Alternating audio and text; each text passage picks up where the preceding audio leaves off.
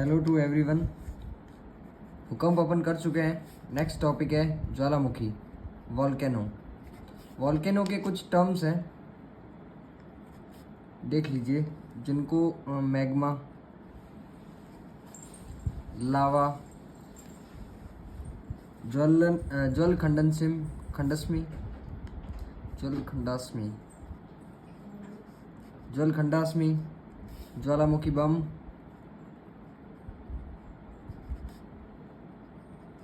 और रासेस, राख, धूलखण, एसेस, ये सब ज्वालामुखी द्वारा प्रोड्यूस किया जाता है, या उनसे ज्वालामुखी निकलने पर ये सब बाहर आते हैं। नेक्स्ट अपन देखते हैं ज्वालामुखी के प्रकार, टाइप्स ऑफ वॉल्केनो। सबसे पहले देखते हैं सील्ड ज्वालामुखी। सील्ड ज्वालामुखी की विशेषता अगर मैं बताऊं तो इसकी विशेषता है कि ये सबसे विशाल ज्वालामुखी होते हैं। उसके बाद में इनके निकास पर सिंडर शंकु का निर्माण होता है। सिंडर शंकु का निर्माण होता है। सबसे विशाल है, परंतु इनके विस्फोट कम है। और ये बेसाल्ट निर्मित होते हैं।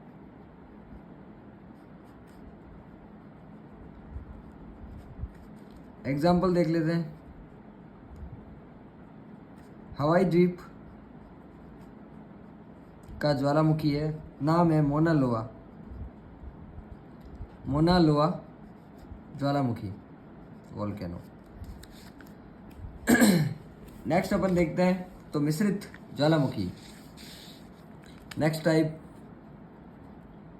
मिश्रित ज्वालामुखी को देखते हैं कि ये जो ज्वालामुखी है सबसे भीषण ज्वालामुखी होता है। इसकी एक ही विशेषता देख लेते हैं, ये जो मिश्रित ज्वालामुखी होते हैं वो सबसे भीषण होते हैं। एक टर्म आया ज्वालामुखी कुंड, या इसको बोला जाता है कॉल्डेरा। इसका मतलब ये होता है कि जब विस्फोट होता है, ज्वालामुखी में विस्फोट होता है, विस्फोट होने के समय जब ढांचा ऊपर जाने की बजाय नीचे की तरफ आ जाए, या नीचे की तरफ ऐसा कुंड बन जाए, या धंस जाए, इसे ही कॉल्डेरा कहा जाता है। ज्वालामुखी कुंड की मैं डेफिनेशन लिख लेता हूँ यहाँ पे। कॉल्डेरा, इसका मतलब ये होता है कि ज्वालामुखी विस्फोट के समय ज्वालामुखी का ऊंचा ढांचा बनने के बजाय स्वयं नीचे धंस जाता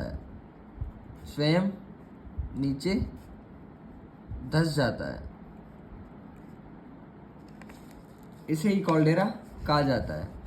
अब जोन देखते हैं, ज्वालामुखी के जो जोन है, इंडिया में देख लो, बेसाल्ट प्रवाह क्षेत्र ज्वालामुखी है, ये ज्वालामुखी का प्रकार ही है बेसाल्ट प्रवाह क्षेत्र। अपन को सिर्फ जोन याद रखना है। इसमें जोन कौन सा है? महाराष्ट्र पठार, जो दक्कन ट्रैप का पार्ट है। नेक्स्ट अपन देखते हैं, बेसाल्ट प्रवाह हो गया। मध्य महासागरीय कटक, मिड ओशियनिक रिज, मध्य महासागरीय कटक, ये महासागर में पाया जाता है। महासागरों के मध्य में एक लंबी श्रृंखला है, जिसको बोला जाता है कि ये माना जाता है कि ये 70,000 किलोमीटर लंबी फैली हुई है। नेक्स्ट देखते हैं, इसला कर दिया कि ज्वालामुखी द्वारा, वॉल्केनो द्वारा कौन कौन से फॉर्म्स बनते हैं। वॉल्केनो द्वारा देखा जाता है कि जब स्थल मंडल, धरातल के नीचे मैग्मा चैम्बर में, डायग्राम के द्वारा बता देता हूँ कौन कौन से लैंडफॉर्म्स बनते हैं। सबसे पहले जब मैग्मा चैम्बर में या धरातल पर पहुंचने इस वॉल्केनो में, या वॉल्केनो बना देता हूं मैं, वॉल्केनो में जब ये मैग्मा चैम्बर में मैग्मा जब ऊपर की ओर गति करना शुरू करती है तो यहीं पे कभी कभार क्या होता है कि मैग्मा ठंडा होके जम जाता है। मैग्मा ठंडा होके जम जाता है और इसकी आकृति बना देता है गुबंदनुमा आकृति। अब मैं इसके नाम बाद में बताऊंगा, आपको पहले याद रखना है कि ये कैसी आकृति बना रहा है। सबसे पहले कौन सी आकृति बना रहा है? गुबंदनुमा। फिर उसके बाद में धीरे धीरे जहाँ से गैप मिलता रहता है या ये जो नली होती है उसके द्वारा ऊपर की तरफ जाना स्टार्ट करता है। तब क्या होता है, कभी कभार दरारों में लहरनुमा आकृति बना देता है।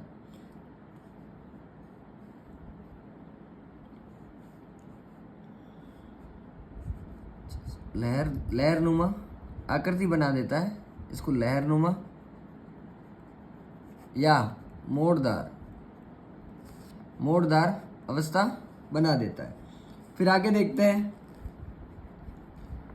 कि जब ये ऐसी आकृति बनाता है जैसे तस्तरी पड़ी हो, कैसी? तस्तरी नुमा आकृति बना देता है। फिर क्या करता है कि यहाँ से जैसे एक पाइप बन जाता है, यहाँ पे बना देता है, यहाँ पे एक पाइप बन गया।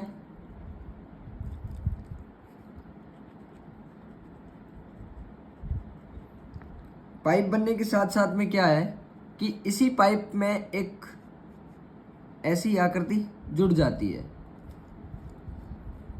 चादरनुमा। कैसी आकृति बन जाएगी? चादरनुमा आकृति बन जाती है।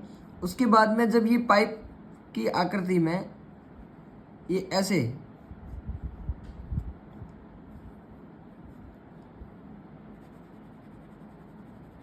ये भी कैसी आकृति है? गुबंदनुमा। देखो, दो जगह गुबंदनुमा आकृति बन रही है, पर इनमें फर्क कैसे करेंगे अपन? फर्क करने का एक ही अंतर है कि ये पाइप से जुड़ा हुआ होगा और ये पाइप से जुड़ा हुआ नहीं होगा, ये बहुत ही बड़ा भाग होगा। जब ऐसे सीधी आकृति ना बन के ऐसे ऊपर की तरफ टेढ़ी आकृति बन जाए,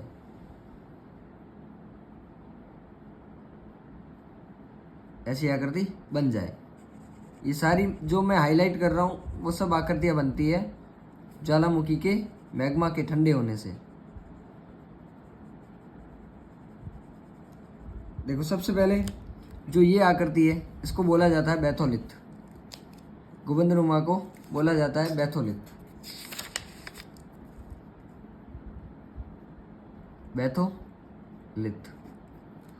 उसके बाद में जो ये पाइप था इसको तो पाइप बोल दिया जाता है, पाइप के द्वारा जुड़ा हुआ होता है। फिर ये जो चादरनुमा आकृति है इसको बोला जाता है या तो सील या सिस्ट। ये वॉल्केनो हो गई। फिर उसके बाद में जैसे ये लहरनुमा आकृति है इसको बोला जाता है फैकोलिथ हो गया, बैथोलिथ हो गया। फिर उसके बाद में सील सिस्ट हो गया और इसको बोलते हैं डाइक। ये जो तिरछी आकृति है इसको बोला जाता है डाइक। फिर क्या बच गया? तस्तरीनुमा, ये हो गया। ये गुबंदनुमा आकृति कहलाती है लैकोलिथ, जो पाइप से जुड़ी हुई होती है। लैकोलिथ जो पाइप से जुड़ी हुई होगी। ये चादरनुमा सील सिस्ट हो गया, ये बैथोलिथ हो गया, ये फैकोलिथ हो गया, ये डाइक हो गया और ये बैथोलिथ हो गया। देखो, फैकोलिथ जो अपन ने लिखा है, ये जो फैकोलिथ है इसमें अपनति और अभिनति, मतलब कुछ भाग इसका नीचे दबा हुआ होगा, कुछ भाग इसका ऊपर उठा हुआ होगा। ऊपर उठे हुए भाग को अपनति बोला जाता है और नीचे धसे हुए भाग को अभिनति।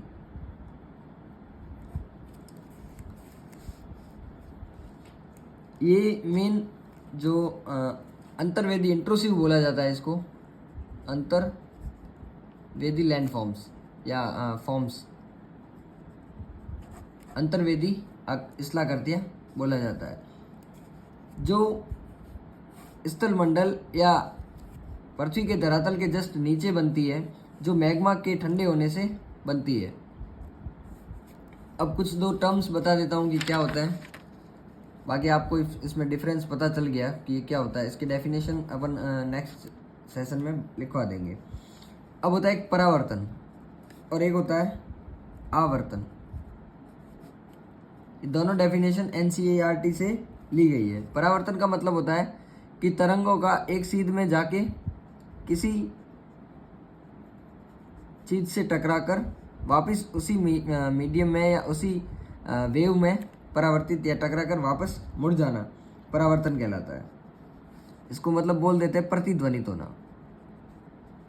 टकराकर वापस निकल जाना। आवर्तन का मतलब होता है कि एक सेंट्रल पॉइंट से वेव्स का अलग अलग डायरेक्शन में चले जाना, इसको बोला जाता है आवर्तन। तरंगे कई दिशा में फैल जाती है, कई दिशा में फैल जाना। एक छोटा सा टर्म ये जो NCERT में दिया हुआ है ग्रेविटी के बारे में या गुरुत्वाकर्षण बल, गुरुत्वाकर्षण बल के बारे में बोला गया है कि ग्रेविटी 0 डिग्री या इक्वेटर पर 0 डिग्री पर सबसे कम होता है और ग्रेविटी 90 डिग्री मीन्स पोलर पर सबसे ज़्यादा होता है gravity. Okay, thank you so much.